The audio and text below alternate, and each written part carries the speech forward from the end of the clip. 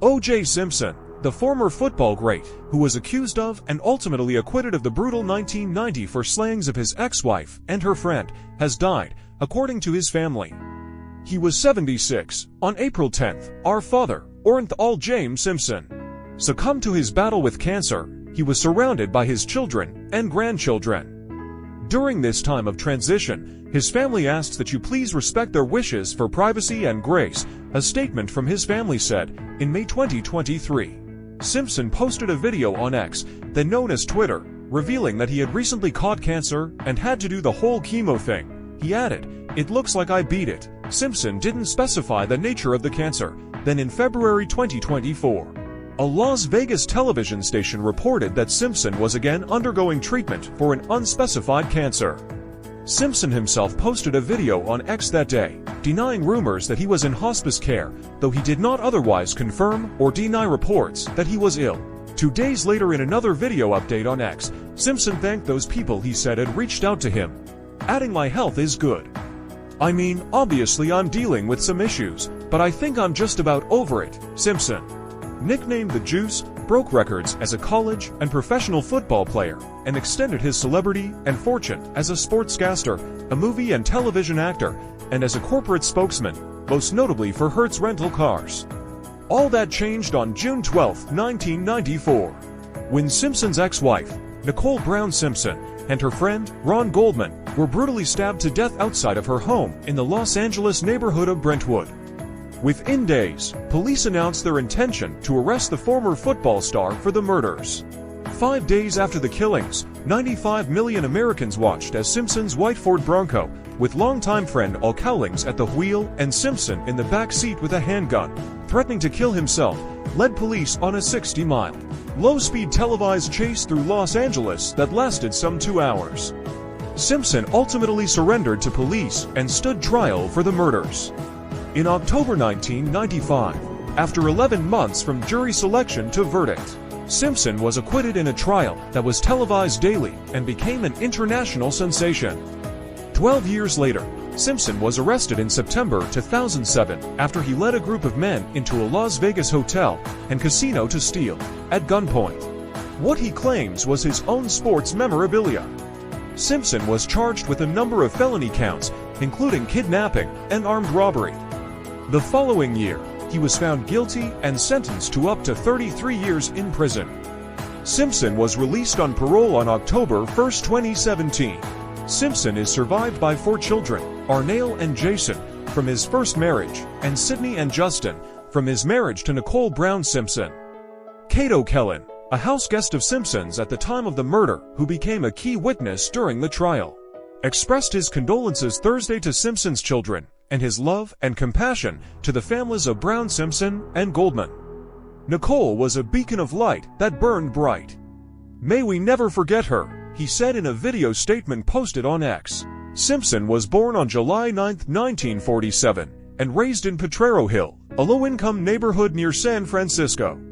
His mother, Eunice, worked as an orderly at a psychiatric ward, and his father, Jimmy Lee, worked as a cook and custodian in a private club.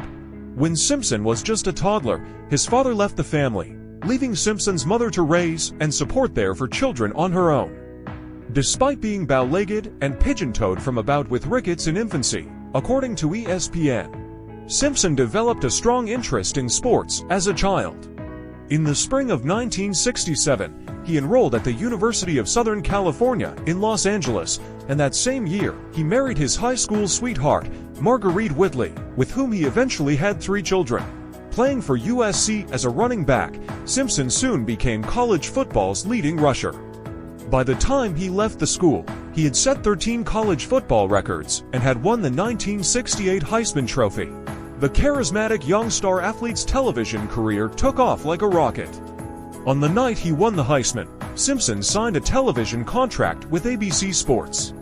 The following year, Simpson was the first pick in the 1969 draft, signing with the Buffalo Bills for a then-record $650,000 5-year contract.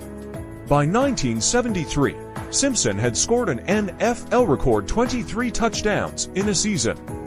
He also set the most rushing yards in a single game, with 250, and broke the record for the most rushing yards in a season. With 2003, Simpson's football prowess made him a star off the field as well. In 1975, Hurt signed Simpson as the first black man hired for a major national corporate advertising campaign, with soon familiar commercials of him, smiling and clad in business suit, running through airports and leaping over obstacles to get to his rental car. The success of the ad campaign led other corporations to sign endorsement contracts with Simpson, increasing both his wealth and name recognition. The Buffalo Bills traded Simpson to the San Francisco 49ers prior to the 1978 season, prompting him to move with his family to the West Coast, though after 2 seasons with the team. Physical problems prompted Simpson to retire from pro football as the highest-paid player in the NFL. Simpson had acted during his pro football years, notably appearing in the TV miniseries Roots, as well as the films The Towering Inferno, Capricorn 1, and others. Around the same time, he retired from the NFL. He created his own production company and dove into the entertainment business full-time. He continued acting, including as a regular in the Naked Gun film comedy series, and also served as a TV football commentator. While still married to Marguerite, Simpson met Nicole Brown, then 18, while she worked as a nightclub waitress in Beverly Hills in 1977. It was the same year Simpson and Marguerite celebrated the arrival of their daughter, Auren, and moved into a Tudor-style mansion in the Brentwood neighborhood of LA. 2 years later, tragedy struck when Auren died in the swimming pool at the family home. Around that same time, Simpson and Marguerite finalized their divorce, and Nicole Brown moved in. Simpson and Brown were wed in 1985, a union that produced 2 children. However, the marriage was marred by accusations of Simpson's physical abuse of his wife. Simpson was arrested in 1989 for beating her, as he reportedly threatened to kill her. He pleaded no contest to the charges and was sentenced to probation, counseling, and community service. Though the couple attempted to reconcile, Nicole Brown Simpson filed for divorce, which was finalized in 1992. News helicopters hovered overhead, documenting the chase. And Angelenos raced from their homes and gathered along area highways and on overpasses to watch the extraordinary drama unfold in real time. Simpson eventually surrendered and was taken into custody. During his arraignment, he pleaded absolutely, positively, 100% not guilty to all charges. More, Ron Goldman's sister says S.H. Simpson's 1995 televised trial, dubbed the trial of the century, was an international sensation, with the private lives of the participants, including witnesses, attorneys, and the presiding judge, as much news as the trial itself, which sparked controversy and racial tensions from the time the jury was impaneled in November 1994 to the October 1995 reading of the verdict. Defense attorneys claimed Simpson had been wrongly accused of the murders, but prosecutors argued that Simpson was a controlling husband who abused Brown Simpson. Prosecutors also presented blood from the crime scene found in Simpson's car and home, and the fact that he went unaccounted for more than an hour on the night of the murders. One of the most memorable moments of the trial came when prosecutors asked Simpson to try on a pair of black leather gloves in front of the jury and an international television audience. One glove had been discovered at the crime scene, and the second had been found at Simpson's home. The gloves didn't appear to fit properly, which the prosecution later attributed to shrinkage from their original size caused by their having been soaked in blood. Regardless, when Simpson struggled to don the gloves, defense attorney Johnny Cochran issued the trial's most memorable declaration during his closing argument: "If it doesn't fit, you must acquit." An unprecedented 150 million people watched on October 3, 1995, as the verdict was read and Simpson was acquitted of the murders. Following his acquittal, Simpson publicly vowed to spend the rest of his life searching for what he called the real killer, or killers, despite the acquittal. Simpson soon found himself shunned in many of his previous social circles. His longtime agents dropped him, and many corporations no longer wanted his endorsement. Simpson's credibility and earning power disintegrated virtually overnight. By 2000, Simpson had moved from Los Angeles to Miami, Florida. Though he was acquitted of criminal charges, the families of Nicole Brown Simpson and Ron Goldman filed a civil suit against Simpson, the former for battery, and the latter for battery and wrongful death. Unlike the criminal trial, No cameras were allowed in court during the civil trial, which lasted just over 3 months and ended in February 1997 with the jury unanimously finding Simpson liable as alleged. Simpson was ordered to pay a total of $21 million to the Goldman family and $12.5 million to the Brown family, for a total of $33.5 million in compensatory and punitive damages, despite years of efforts. The families were only able to collect from Simpson a fraction of the damages the jury awarded. In 2006, a ghostwritten book titled If I Did It, described by the publisher as a hypothetical confession and said to be based on interviews with Simpson, was scheduled to be published in conjunction with a TV special that would also feature Simpson.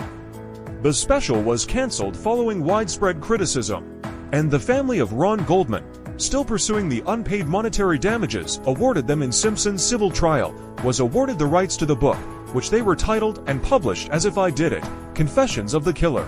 Kim and Fred Goldman released a statement on Thursday, reading, "The news of Ron's killer passing away is a mixed bag of complicated emotions and reminds us that the journey through grief is not linear. For 3 decades we tirelessly pursued justice for Ron and Nicole. And despite a civil judgment and his confession in If I Did It, the hope for true accountability has ended." It continued, "We will continue to advocate for the rights of all victims and survivors, ensuring our voices are heard both within and beyond the courtroom. And despite his death, the mission continues. There's always more to be done. Thank you for keeping our family, and most importantly Ron, in your hearts for the last 30 years. The night of September 13, 2007. Simpson led a group of men, one of whom was armed with a handgun, into a Las Vegas hotel room to recover what Simpson claimed was sports memorabilia that had been stolen from him. He was arrested 3 days later and charged with 12 felony counts, including kidnapping and armed robbery. After a trial that lasted less than a month, Simpson was found guilty of all charges on October 3, 2008, 13 years to the day after he was acquitted in his Los Angeles double murder trial. On October 1, 2017, 70-year-old Simpson walked out of Nevada's Lovelock Correctional Institute as a free man. He moved from Miami to Las Vegas and commenced a lifestyle focused on golf, friends, and regular posts to social media. In the 1994 letter Simpson's lawyers read to the nation while the former football star fled police during the Bronco chase, Simpson expressed satisfaction with the life he'd lived until that point. "I've had a good life. I'm proud of how I lived. My mama taught me to do unto others. I treated people the way I wanted to be treated," Simpson wrote, according to his attorneys. "Don't feel sorry for me," the letter went on. "I've had a great life, great friends. Please think of the real OJ. And not this lost person, ... Thanks for making my life special. I hope I helped yours."